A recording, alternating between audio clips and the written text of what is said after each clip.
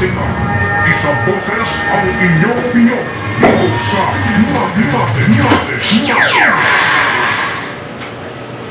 Labing 3 minuto makalipas ang ika-6 ng gabi. Matika, isang boses ang inyong opinyon dito sa Welcome po sa programang Mate.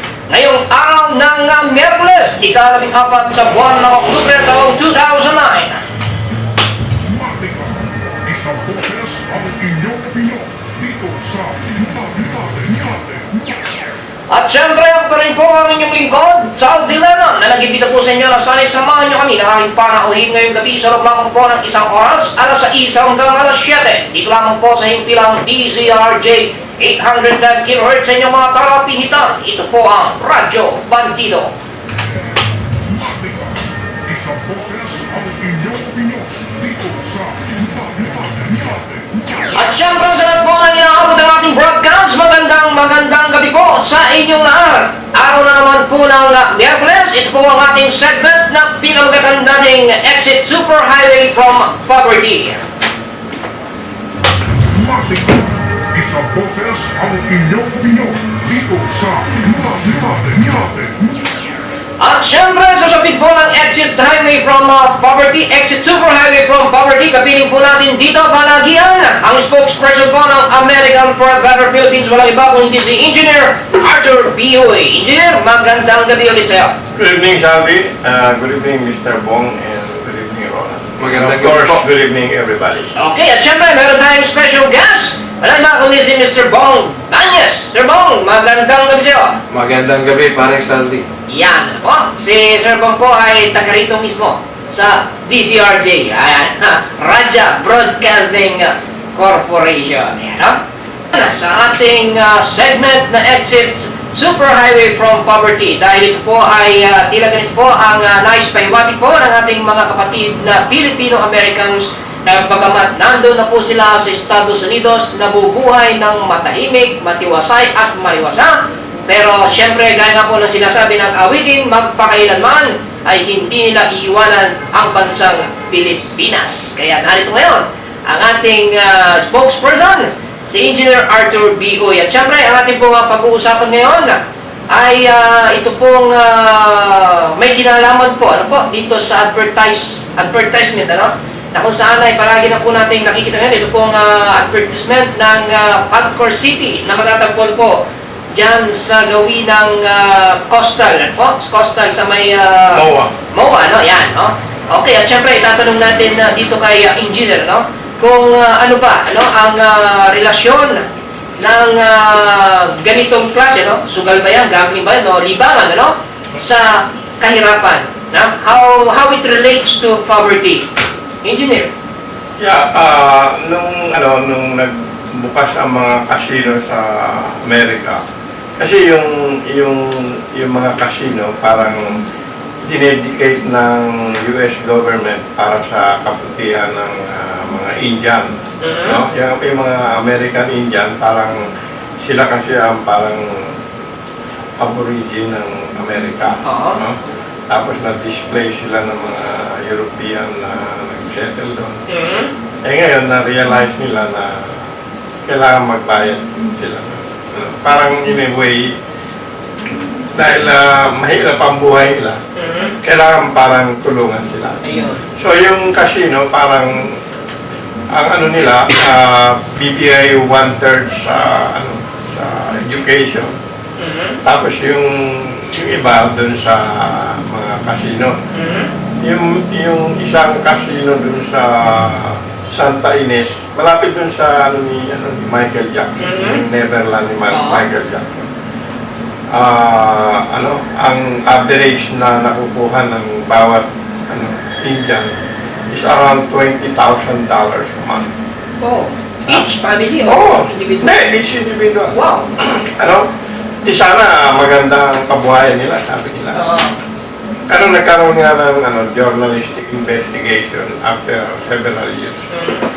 Kung ano ang effect ng casino sa mga Indian, kung talaga sumarap ng buhay nila. Pero ang finding nila malungkot.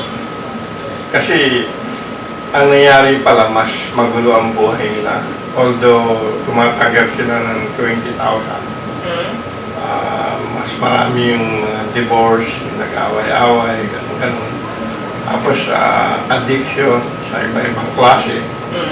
Kasi ang nangyayari doon sa sa mga Indian, yung nangyari doon sa mga Indian, parang yung yung nanalo ng loto.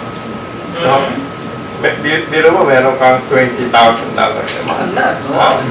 Di parang yung nanalo ng loto na kinokobra niya ng 26 years, hindi lump sum, no?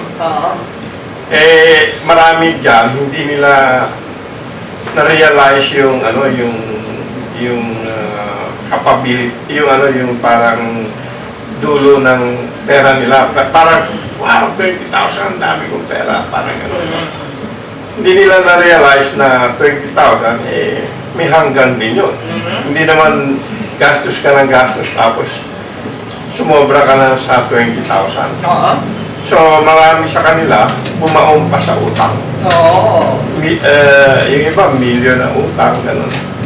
Tapos, nag-divorce, marami ibang bisyo, babae, drugs, gano'n. Kaya pala, yung journalistic investigation, kasi parang given na consensus. Kaya nga, karamihan ng lugar, ayaw nila ng gambling.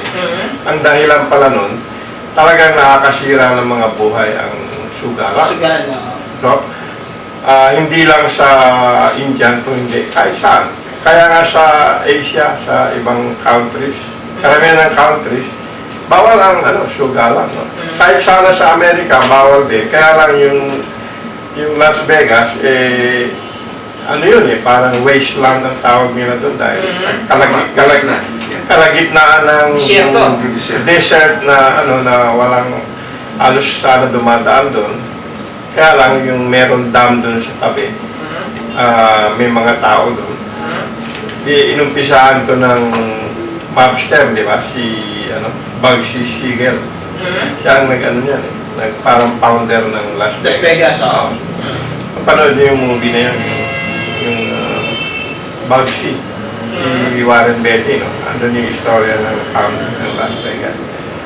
Anyway, yung journalistic investigation, ang finding nila talagang nakakasira sa mga pamilya. Kasi ang marami raw na tao, marami silang parang superstition na etong araw, swerte ko, tataya ako,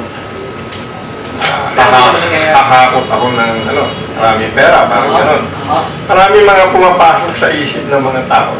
And then, naisubo na nila yung pambili ng gatas, yung pambayad sa kuryente, tsaka sa renta, kung ano-ano. Wala ng pera, parang gano'n. Then, they get into trouble. Siyempre, awayin sila ng misis nila, yun, umpisa na. Kaya ang sugal, still naprubahan din doon sa Amerika na nakakasira ng mga pamilya. So nakakapagtaka dito na parang flagship pa ng administration itong pagkor sa tabi ng MOA in the middle of a very big city, no? Dahil kung tatanungin mo yung mga ng statistics, sasabihin nila marami magkakaproblema dyan. Marami dyan na lalong maghihirap, ang patayan, ang crime, lahat. It's gonna happen.